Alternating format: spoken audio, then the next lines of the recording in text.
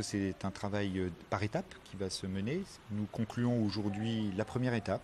C'était un travail très rapide qu'on a demandé aux communes concernées de faire un premier bilan des actions qu'ils souhaitent mener sur leur cœur de ville, mais dans une logique aussi qui doit dépasser la ville.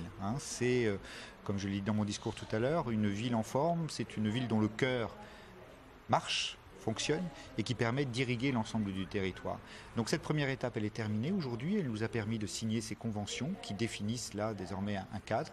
Et maintenant, il faut que nous travaillions avec l'ensemble des partenaires, au-delà des communes concernées, des agglos concernés, mais de la Caisse des dépôts, mais de l'Agence nationale pour l'amélioration de l'habitat, de Pôle emploi dans certains cas, pour définir un ensemble de projets qui devront être très rapidement mis en œuvre dans une deuxième étape. Il y a naturellement une logique d'équité qui a déjà prévalu dans le choix de ces communes retenues parmi les 222 au départ.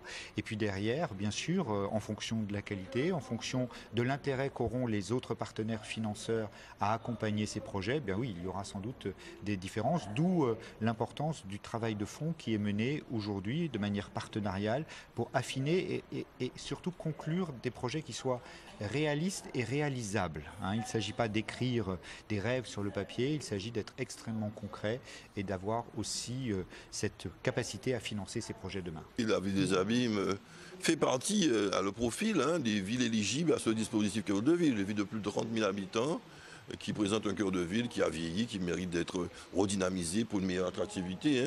La population, faire revivre les commerces, entretenir le patrimoine, la mobilité, l'accessibilité pour les aînés, les personnes à mobilité réduite, les handicapés, des équipements d'accompagnement pour notamment notre jeunesse.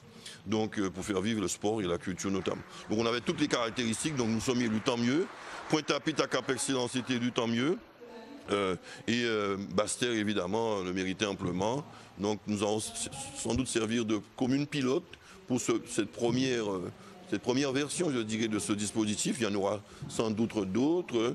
Et donc nous devons réussir pour que nous puissions entraîner derrière nous demain d'autres communes éligibles. Voilà, donc nous allons travailler. Nous avons 35 fiches actions concernant la ville des Abîmes, notamment pour notre stade à rénover, notre rôle des sports, l'office du tourisme à agrandir, l'esplanade de la salle des fêtes, les commerces à redynamiser, des équipements d'accompagnement pour la petite enfance notamment. Donc on a beaucoup de projets et nous espérons les réussir très rapidement puisqu'on devrait dès 2018 commencer les premiers projets qui sont déjà prêts.